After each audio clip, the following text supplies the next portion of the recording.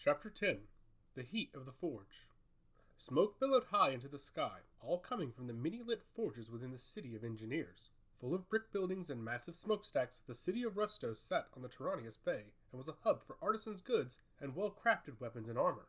A massive temple to Valkis rested in the center of the city, with priests toiling away every day with the local smiths. The buildings throughout were all designed to be used as small forges, though the temple in the center was the primary one for the city. Virtualis stepped off the carriage and took her first steps on the gray, stone streets. Vibrant, red brick buildings were on both sides of the path as she entered, with craftsmen all wandering the streets. She wore an emerald green cloak over her blonde hair, with the fabric going over the shoulders and down her back. She hid all of her insignias to Phalaris, even though she was in a friendly city. Several travelers of Saeria and Darien ventured into Rustos frequently, and if any of them caught sight of the high priest of Phalaris, it would pose a problem.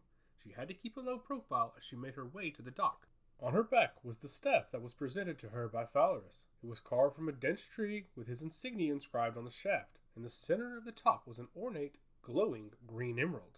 She walked along the streets quickly, though not fast enough to bring attention to herself. She wasn't running, but walked with a sense of purpose as she made her way toward the smell of the salty bay to the east. She passed the Temple of Valkis, looking over to see the clouds of smoke coming from various parts of the building. It painted the sky with its magnificent spires, though the smoke shrouded just how beautiful it was. Statues of the Forge Master lined the streets on the way up to it, but Virtualis kept her eyes away from the idols and forward toward the harbor. After several more steps, she could finally see the ocean. Large vessels kept coming in and out of the harbor, with more, smaller vessels traveling up the river toward Merdul. She stood on the top of the hill that overlooked the many piers, gazing out to try and find the best one to suit her needs.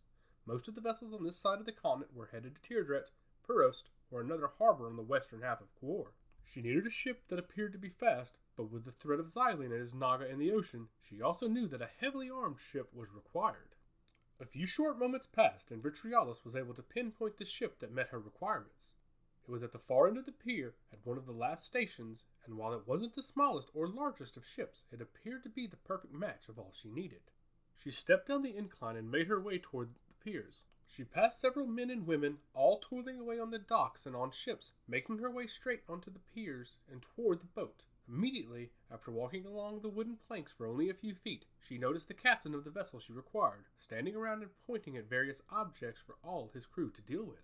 Virtualis approached the captain of the ship. She adjusted the green cowl over her face as she moved past the dock workers and crew, eventually reaching the large, burly man with gray hair and disheveled appearance. "Make sure we have plenty of harpoons at the ready," he commanded to one of his subordinates. "Excuse me, sir. Might I have a word with you?" announced Virtualis. The captain turned his attention toward the slender woman in the green cowl approaching him. "What is this?" he asked rudely, looking down at the tall woman before him. Though Virtualis was tall and slender, she was a few inches shorter than the captain of the ship. He looked over his shoulder and immediately noticed the green emerald in her staff. It glowed radiantly against the rays of the sun, but tipped the captain off to who she served. "I'm sorry, ma'am, but I don't have any business with those who serve the god of Flora." Virtualis sighed loudly in disgust as the captain tried to turn away from her. "I'm not asking if you have any business with my god, but I need you to have business with me," she retorted plainly. "I need passage to Quor, and I will pay you handsomely. Can you assist?" The captain shook his head and turned away from the high priest. "I do not ferry people either. There are boats that will take you to Nocier who will assist you with that." "Well, unfortunately, sir, I am not in Nocier. I am in Rustos," countered Virtualis. "Then perhaps you should take the local ferry to Nocier, ma'am?" asked the captain sarcastically. Virtualis huffed loudly at the demeanor of the captain. She was not used to being told off, though in fairness it was her first attempt at swaying a seafaring captain to do her bidding. "Tell me something, sir. What will it take to get me to Quor on your ship?" she asked. "What do I need to do to get passage to the other continent?" The captain sighed loudly and turned back to face Virtualis. "Look, unless you just so happen to be the high priest and possess some type of power to keep this ship protected, then I won't entertain the thought of taking you to Quor," he began, giving an opening to Virtualis. "And then you'd still have to pay us handsomely." Virtualis pulled off her cowl, revealing her stark blonde hair. She approached the captain with a devilish intent. "Well, captain, I can attest to you that I am the high priest of Phalaris, and I can tell you how I will pay you quite handsomely." The captain shifted his eyes to the side. "The high priest is a man. The high priest was killed by the god-touch of Phalaris, Drusilla Whisperleaf. I was the abbot of Telerifel, and now I am the high priest," explained Virtualis. "That's untrue. A high priest is unkillable," argued the captain, "and yet a god-touched was able to do it," continued Virtualis.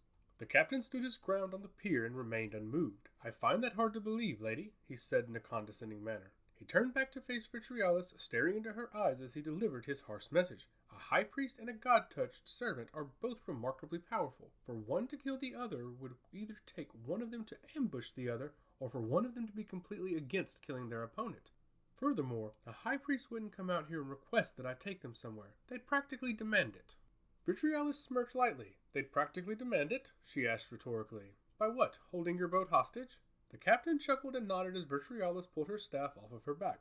The emerald glowed prominently as she pointed it at his ship, keeping her eyes locked on the captain's. The wooden planks on the boat, once brown and polished, began to sprout green sprigs of vegetation along the grooves. The captain turned to see his boat changing before his eyes, laughing at the alteration to its exterior. "It's going to take more than its sprouting grass to get my attention, lass," he said patronizingly. Suddenly, two of the wooden planks on the side of the boat, one on each side, sprouted away from the hull. Splinters on each end morphed into fingers, and the wood in the center of the planks sprung elbow-like joints. "What's going on?" asked the captain, taken aback by the sight of his ship developing extremities. He kept his eyes on the ship, with Vitriolus keeping her eyes on his, watching his reaction and enjoying every second that passed. At the front of the boat, the wood separated horizontally, creating a jaw and mouth, while above it, two eyes formed from two small windows. The jaws opened and a loud, blood-curdling noise erupted from the front of the ship as Vitriolus did all she could to remain composed. "Stop, stop, I'll take you to Quor," shouted the captain defensively. "I'll do whatever you ask." Vitriolus chuckled. "Oh, I don't think you'll be taking me anywhere, Captain," she said reassuringly, "though I think I will take a ride on my new boat."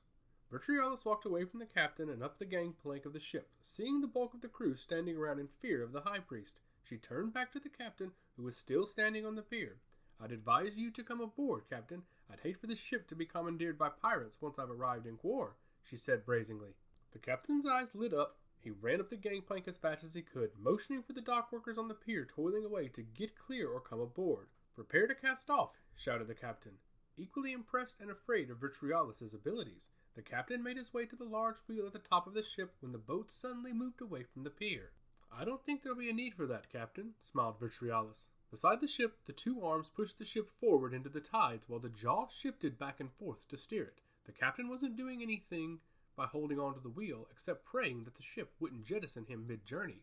Vitriolus approached the captain and placed her hand on his shoulder. She gripped the staff with her left hand while placing her right hand on him, trying her best to comfort him. "Relax, Captain. I have no intentions of harming you or anyone on this ship, nor do I have any intentions of keeping this fine vessel." The captain gripped the wheel firmly still, not feeling any comfort coming from the high priest. "No one will be hurt? Not a soul," assured Vitriolus.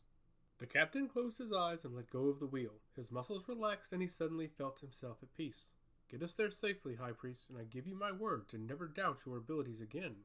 Vitriolus smiled as the ship picked up speed, pushing the water to the side. "I look forward to that, Captain." Script Grid Publishing would like to thank you for listening to By Gods and Kings. For more information on By Gods and Kings, please feel free to visit our website, bygodsandkings.com. You can like us on Facebook and follow us on Twitter, both at By Gods and Kings.